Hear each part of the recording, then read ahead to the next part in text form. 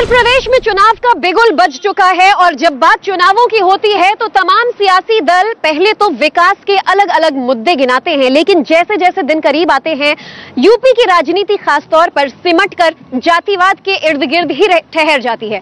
और आज reporter bike वाली में इसी मसले पर चर्चा करने के लिए हमारे साथ उत्तर प्रदेश का एक बड़ा नाम, राजभर समाज से आने वाले, योगी कैबिनेट में मंत्री भी रह चुके और फिलहाल विधायक ओम प्रकाश राजभर जी मौजूद हैं। राजभर जी, बहुत बहुत स्वागत है आपका रिपोर्टर बाइक वाली में।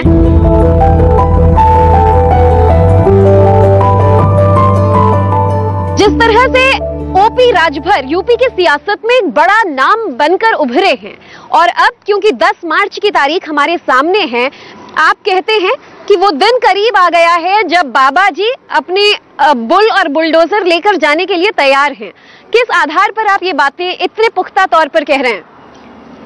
जस करनी तस भोग विधाता, नरक जात काहे पछताता। योगी जी ने अपने 5 साल के लगभग कार्यकाल में वंचित पिछड़े दलित के साथ जो उपेक्षा किया है, अभी तत्काल देखिए 69,000 शिक्षक भर्ती में जो पिछड़े दलित का आरक्षण लूटा, बच्चे यहीं आते हैं लखनऊ और ये अपनी पुलिस से उनको पिटवाते हैं, मरवाते हैं, फिर वो बच्चे फिर जाकर के हल्दी प्याज पीस करके दवा खा के फिर लौट के आते हैं कि हमारा हिस्सा दे दो। पहले तो कहते थे कि हम बड़ी पारदर्शिता से भर्ती किए हैं, लेकिन फिर उन्होंने अपनी गलती को स्वीकार किया कि अपने आईडी से उन्होंने ट्वीट किया कि जो आरक्षित वर्ग के साथ अन्याय हुआ हम उसकी भरपाई करेंगे। 23,000 पद जो है इन्होंने लूटा था, उसमें 6,000 देने की बात किया। दूसरा, इन्होंने जनता के बीच में जो वादा किया था कि हम सबका साथ सबका विकास की बात करेंगे। उत्तर प्रदेश में 1700 थाने हैं, 1700 थाने में 52% आबादी पिछड़ों की है, 22.5% दलितों की आबादी है, लेकिन ये खुलेआम जातिवाद करते हैं। योगी जी खुलेआम जातिवाद करते हैं, बाकी नहीं करते हैं। नहीं, सब लोग करते हैं, लेकिन ये खुला सत्ता में रह करके, जैसा आपने देखा कि हरशंकर तिवारी के यहाँ छापा पड़ सकता है, छापा विजय मिश्रा के यहाँ पड़ सकता है, और खुशी दुबे ब्राह्मण होने के नाते वो बेटी अपने ससुराल आती है, परिवार में अगर कोई अपराधी है तो उस बेटी का क्या कसूर है, उसको जेल में डाल देंगे। 25,000 का इनामी क्रिकेट खेलेगा और उसको पुलिस नहीं पकड़ेगी योगी की, लेकिन खुशी दुबे को पकड़ करके जेल में डालेंगे। 17 साल के ब्राह्मण के बेटे को जेल में डाल देंगे। क्या वोटर ये सारी बातें समझ रहा है? सब जानता है, जनता सब जानती है। आप देखिएगा ना कि आज के तारीख में किसी को प्रचार करने की जरूरत नहीं है। आज उठा के देखिए तो किसान उसका कल मटर, गेहूं, आलू, गोभी, पालक सब चल रहे हैं, तो किसान जान रहा है कि हमारा ये नुकसान हो रहा है। उससे निजात दिलाने के लिए योगी के पास कोई योजना नहीं आई। इन्होंने थोड़ी सी पहल शुरू किया, लेकिन अब मार्केट में 6 रुपया किलो भूसा है और ये 30 पैसा से बढ़ा के 1 रुपया किए, तो कोई गौशाला खोलने वाला घर से तो 5 रुपया लगाएगा नहीं कि इनको भूसा खिलावे। तो ऐसी स्थिति में किसान भी परेशान है। सड़क पर चलने में आप भी देखते होंगे कि रोडों पर अन्ना पशु जो है उसे लड़ करके 70% मरीज आपके ट्रामा सेंटर आ रहे हैं, वो भी दुखी हैं।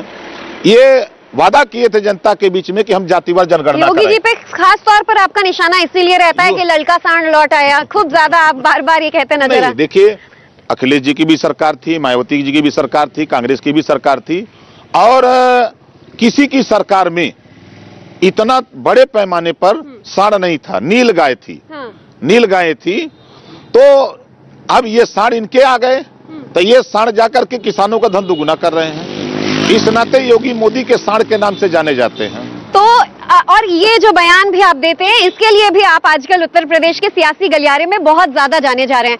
तो राजभर साहब, आज रिपोर्टर बाइक वाली के साथ आप बाइक पर चर्चा करने के लिए तैयार हैं? फिर बिल्कुल तैयार हैं, हम तो 24 घंटा तैयार रहते हैं। तो आपसे पहले भी मैं मिली थी, मैंने कहा था काफी बुलंद आवाज है ओम प्रकाश राजभर जी की, उतनी ही बुलंदी से वो बुलेट पे बैठने के लिए, बाइक पे बैठने के लिए तैयार है, और उतनी ही बुलंदी से उन्होंने उत्तर प्रदेश में पिछड़े समाज का वर्ग का आवाज जो उठाया, उसे लेकर उनके क्या मुद्दे हैं, ये सब चर्चा करेंगे अपनी बाइक पर। आइए सर।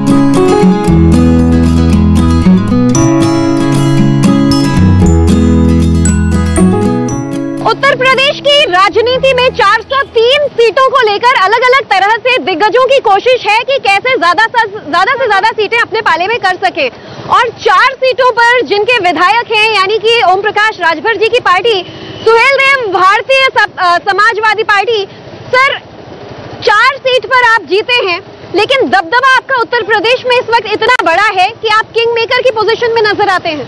देखिए, उत्तर प्रदेश में अति पिछड़े और अति दलित की आबादी 42% है। इसी वोट पे सरकारें बनती और बिगड़ती हैं।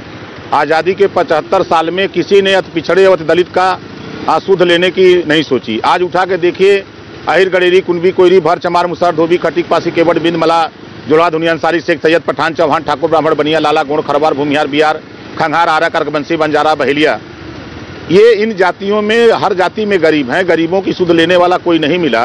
ओम प्रकाश राजभर आज धीरे धीरे हम लगभग 5 साल से इन्हीं के बीच में काम करते हैं और 42% आबादी वाला ये वोटर जो गरीब, कमजोर, वंचित, पिछड़ा, दलित है, वो ओम प्रकाश राजभर के साथ खड़ा है।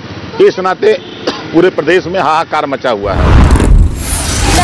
लड़का सांड मीडिया में काफी योगी जी पर आप बड़ा निशाना साध रहे हैं आजकल। हम योगी जी पर नहीं साध रहे हैं। योगी जी और मोदी जी के राज में ये लड़का सांड पैदा हुए हैं बड़ी संख्या में, जो किसानों का धन दुगुना कर रहे हैं। इस नाते जो है हम उनको लड़का सांड कहते हैं, चूंकि लड़का सांड बड़ी संख्या में सड़कों पर मिलते हैं, दुर्घटनाएं हो रही हैं। ट्रामा सेंटर में 70% मरीज जो आ रहे हैं वो अन्ना पशु ये लड़का सांड से लड़ करके आ रहे हैं।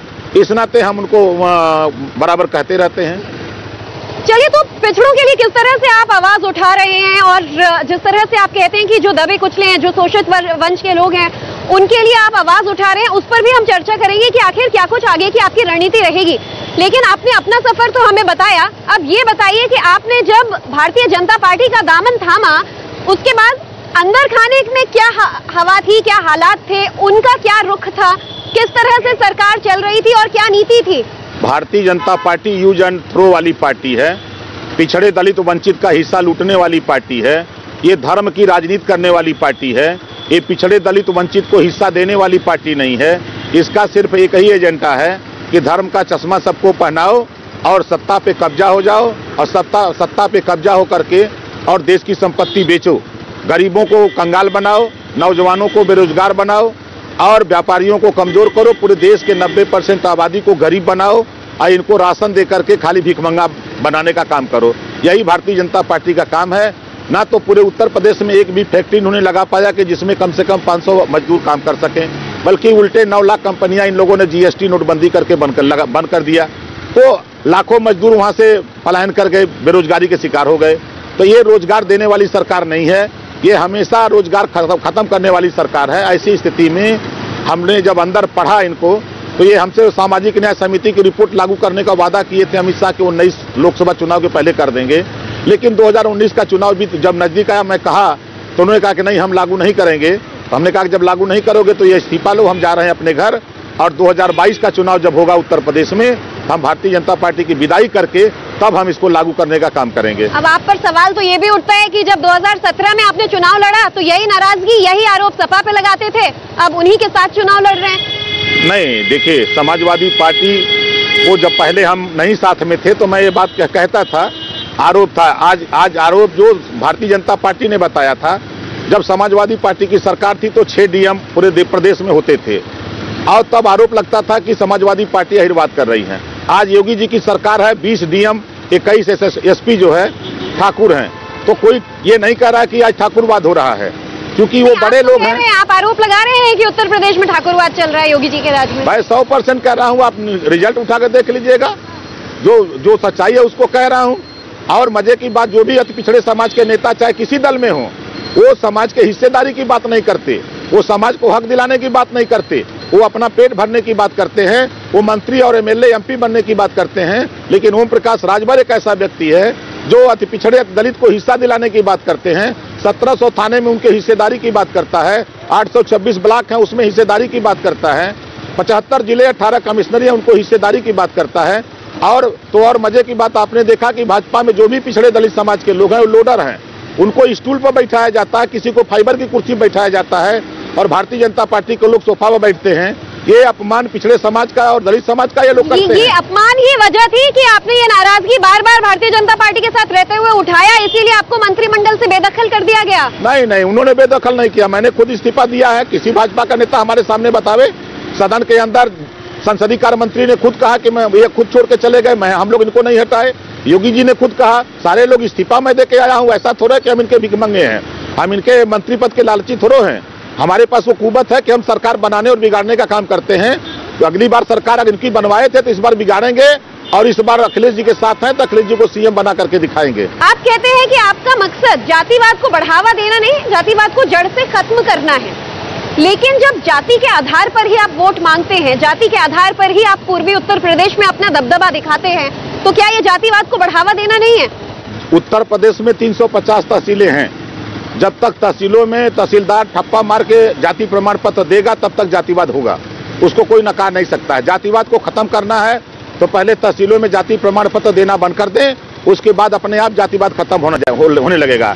नौकरी लेने जाइए तो पूछते हैं कौन जाति को हो, सर्टिफिकेट दाखिल करो। मतलब इसको जड़ से कभी खत्म किया ही नहीं जा सकता? नहीं, किया जा सकता है। कौन सा, इस धरती पर तो हर चीज संभव है, लेकिन कोई करने को तैयार तो हो। टीएन शेषन एक उदाहरण है। कोई मानता नहीं था कि टीएन शेषन निष्पक्ष चुनाव कराएगा, और TN Seshan 545 member of parliament और खाली होमगार्ड लगा करके खाली एक ही बात कहा कि कोई अगर बूथ लूटेगा तो उसको हम गोली मार देंगे, और 543 मेंबर ऑफ पार्लियामेंट का चुनाव करा दिया, और कहीं कोई अपराधी, माफिया, गुंडा, लुटेरा कोई कहीं झांकने तक बूथ पर नहीं गया। तो ये स्थिति पैदा हुई। तो उसी तरह का जो प्रदेश में भ्रष्टाचार है, वही व्यक्ति पीछे हट सकता है जो लालची होगा। जब तक मुख्यमंत्री ईमानदार नहीं होगा, जब तक मुख्यमंत्री के एनेक्सी में पैसे लेकर के डीएम की पोस्टिंग होगी, एसपी की पोस्टिंग होगी, कमिश्नर की पोस्टिंग होती रहेगी, तब तक प्रदेश में भ्रष्टाचार चरम पे होता रहेगा। तो चलिए दर्शकों को यह भी बता देते हैं कि उत्तर प्रदेश में ओम प्रकाश राजभर की पूछ आखिर इतना ज्यादा क्यों होती जा रही है। सियासी गलियारों में हलचलें, गुफ्तगू तो ये भी हो रही है कि बीजेपी अभी भी कोशिश कर रही है आपको मनाने की कि अपने खेमे में ले ले, अंदर खाने की क्या खबर है? देखिए, भारतीय जनता पार्टी बौखलाई हुई है। भारतीय जनता पार्टी को लोग वोट देना नहीं चाहते हैं। भारतीय जनता पार्टी जान गई है कि ओम प्रकाश राजभर अखिलेश जी के साथ चला गया, अब अखिलेश जी की सरकार बनने जा रही है। उनकी सरकार को कोई रोक नहीं पा रहा है। पूरे पूर्वांचल ही नहीं, पूरे उत्तर प्रदेश के 403 सीटों में ओम प्रकाश राजभर अखिलेश जी के साथ खड़ा है, और पूरा अति पिछड़ा, अति दलित, वंचित, अल्पसंख्यक जो ओम प्रकाश राजभर की लड़ाई से संतुष्ट है वो अखिलेश जी को वोट देने जा रहा है। इस नाते भारतीय जनता पार्टी बौखलाई हुई है, तो अपने एक एक सगुफा छोड़ती रहती है, एक एक आदमी को भेजती रहती है कि किसी तरह ओम प्रकाश राजभर। लेकिन ओम प्रकाश राजभर 3 साल पहले ही कह चुका है कि भारतीय जनता पार्टी को जब तक नस्तनाबूद नहीं कर दूंगा उत्तर प्रदेश से, तब तक हम चैन से बैठने वाले नहीं। ये तो नतीजे साफ कर देंगे कि इस बार जो नई रणनीति है सपा प्लस गठबंधन की, कि छोटे छोटे दलों को साथ लो और वोटों को साधो, ये इस बार के चुनाव के बाद कितना ज्यादा फलदायी साबित होता है उनके लिए। अब मुझे एक बात समझाइए कि जो आरोप आप बीजेपी पर लगा रहे हैं, हालांकि समाजवादी पार्टी के साथ आपको पूरी उम्मीद है कि आप लोगों की सरकार बनेगी, लेकिन आरोप ये भी लगाए जा रहे हैं कि सीटों को लेकर, अभी बंटवारे को लेकर थोड़ी सी कहासुनी, थोड़ी नोकझोंक होना बाकी है। आपको बीजेपी ने 8 सीटें दिए थे 2017 में। अखिलेश यादव का जो छोटे छोटे दलों के साथ इतना गठबंधन है, किसको कितनी सीटें दे पाएंगे वो? देखिए, यहाँ सीटों का झगड़ा नहीं है, यहाँ झगड़ा मुद्दों का है। जो मुद्दे हम लेके निकले थे, बीजेपी के साथ गए, बीजेपी ने नहीं माना। और आज अखिलेश यादव, चूंकि उस बार पहली बार हम भारतीय जनता पार्टी के साथ गठबंधन किए थे, गठबंधन के पहले क्या क्या तय होता मैं बात नहीं कर पाया था, लेकिन इस बार हम मुद्दों के आधार पर गठबंधन किए हैं। अखिलेश जी के साथ जातिवार जनगणना को लेकर के, गरीबों का इलाज फ्री कराने के सवाल पे, 300 यूनिट बिजली फ्री देने के सवाल पे, सामाजिक न्याय समिति की रिपोर्ट लागू करने के सवाल पे, अन्ना पशु से जो किसानों की फसल क्षति हो रही है, नुकसान हो रहा है, उससे निजात दिलाने के लिए हम मुद्दों के आधार पर, प्रदेश में भाईचारा पैदा करने के नाम पर, हम महंगाई से निजात दिलाने के लिए हम इन मुद्दों को लेकर के अखिलेश जी को मुख्यमंत्री बनाने जा रहे हैं। राजभर जी और सभी जो भी सियासी दल के बड़े बड़े नेता हैं वो यही कहते हैं कि हम मुद्दे की राजनीति कर रहे हैं। आप भी वही कह रहे हैं कि आप मुद्दों पर फोकस कर रहे हैं, लेकिन जब अखिलेश जी ये क्लियर कर चुके हो कि 350 सीट पर तो मैं चुनाव लड़ूंगा ही लड़ूंगा, जयंत चौधरी को सबसे ज्यादा उसके बाद सीटें देनी होंगी, बचती हैं 20-25 सीटें, अगर आपको नहीं भी सीट मिल पाती तो तब भी आप कहेंगे कि हम मुद्दों पर लड़ेंगे? देखिए, हमको एक भी सीट नहीं मिलेगी, हमको एक भी सीट नहीं मिलेगी, तब भी हम अखिलेश जी को मुख्यमंत्री बनाने के लिए मुद्दों के आधार पर उनके साथ रहेंगे, कोई दिक्कत नहीं है हमको। ये बीजेपी के प्रति आपकी नाराजगी है या सपा के प्रति नया प्रेम? नहीं, बीजेपी के प्रति जो उन्होंने धोखा दिया पिछड़े, दलित, वंचित, अल्पसंख्यक को, उस धोखे का, अपमान का बदला लेने के लिए ओम प्रकाश राजभर 3 साल से लगा हुआ है कि जब तक बीजेपी को जमीन में दफना नहीं दूंगा तब तक हमको चैन नहीं है। बीजेपी को दफनाने के लिए ही हम समाजवादी पार्टी के साथ हम मोर्चे को लेकर के गठबंधन किए हैं। पूर्वांचल में खासतौर पर दर्जन जिलों में, 2 दर्जन जिलों में पूर्वांचल में आपकी पार्टी का दबदबा है, आपके वोटर्स सबसे ज्यादा तादाद में पाए जाते हैं। तो योगी मोदी भी पीछे नहीं है, सबसे ज्यादा योजनाएं जो हैं उनका उद्घाटन भी पूर्वांचल में हुआ। निषाद वोटर्स भी बताते हैं कि हमारे पाले में है। तो विकास और जाति दोनों बीजेपी के साथ हैं। देखिए, जो दावा कर रहे हैं ना, ओम प्रकाश राजभर, अभी हरदोई में हमने मीटिंग किया जहां लाखों हमारा अर्कबंसी, बंजारा, बहेलिया, पाल प्रजापति जुटा था। वहां राजभर नहीं था, लेकिन लाखों लोग हमारे समर्थक यहाँ भी हैं। हम चाहे महोबा हो, चाहे झांसी हो, चित्रकूट हो, उरई हो, जालौन हो, हम उधर भी जाते हैं तो 20,000, 25,000, 30,000 लोग वहां भी जुटते हैं। हम जहां भी पूरे उत्तर प्रदेश के 403 सीटों पर हम काम कर रहे हैं और चारों तरफ ओम प्रकाश राजभर के जो वंचित, पिछड़ा, दलित, अल्पसंख्यक है वो इनका फॉलोअर हो गया है। और भारतीय जनता पार्टी जैसे कह रहे कि निषादों का वोट, निषादों को ये जुमलेबाज हमारे गृह मंत्री जी आए और रमाबाई अंबेडकर मैदान में आरक्षण के नाम पर हमारे संजय निषाद भाई ने जुटाया पूरे समाज को और वहां जुमला सुना करके अमित शाह जी चले गए और आरक्षण नहीं दिया। 72 घंटे में गरीब सवर्ण को आरक्षण दे सकते हैं। उसके बावजूद संजय निषाद का तो बीजेपी पर विश्वास बरकरार है। देखिए, वो स्वार्थी राजनीति है, वो स्वार्थी राजनीति है, डर की राजनीति है। वो अपने को, अपने बेटे को सांसद बना लिए, अपना एमएलसी बन गए और उससे समाज के आरक्षण की बात अगर जब अमित शाह ने नहीं किया तो इनको मंच पे माइक पकड़ करके वहीं इनको रिजाइन दे देना चाहिए था या कह देना चाहिए था कि आज के बाद हम भारतीय जनता पार्टी के साथ नहीं रहेंगे। आपके वोटर्स का सबसे ज्यादा दबदबा पाया जाता है। 100 सीटों पर आप दावा कर रहे हैं कि मिनिमम आपके वोटर्स डिसाइडिंग फैक्टर होंगे, लेकिन हमारे विकास कार्य और साथ ही जाति की भी बात करें तो निषाद वोटर्स बड़ी तादाद में योगी जी कहते हैं कि हमारे साथ हैं। देखिए, तो समय बताएगा। जो अमित शाह जी ने गुमराह करके संजय निषाद को समझाया कि हम आएंगे तो आरक्षण के नाम पर सबको जुटाओ, और रमाबाई मैदान में और संजय निषाद ने समाज को मैसेज दिया, समाज लाखों की संख्या में आया। और जब आरक्षण की घोषणा नहीं हुई तो इसी रमाबाई मैदान में लोगों ने नारा दिया कि आरक्षण नहीं तो वोट नहीं, और हजारों कुर्सियां अमित शाह की मीटिंग में लोगों ने तोड़ दिया और गो बैक का नारा दिया, अमित शाह गो बैक। तो वो लोग जाकर के गांव में बैठ करके इंतजार कर रहे हैं कि अब चुनाव आवे, हम ये झूठ बोलने वाले, ये धोखा देने वाले लोग जब 72 घंटे में गरीब सवर्ण को आरक्षण दे सकते हैं तो फिर निषाद, बिंद, केवट, मल्ला, कश्यप, माझी, मजवार, तुरहा, तुरैया को आरक्षण क्यों नहीं देते हैं? इनको आरक्षण से क्यों भाग रहे हैं, चिट्ठी लिख रहे हैं? पिछड़ा और अति पिछड़ा वर्ग जो है वो आरक्षण की इस मांग को लेकर कितना ज्यादा नाराज है और वोट पर इसका कितना असर पड़ेगा? इतना नाराज है कि सांसद का कुर्ता फाड़ रहा है भाजपा का। भाजपा के विधायक को गांव से खदेड़ दे रहा है। भाजपा के किसी नेता की हिम्मत नहीं है कि गांव में कोई चला जाए।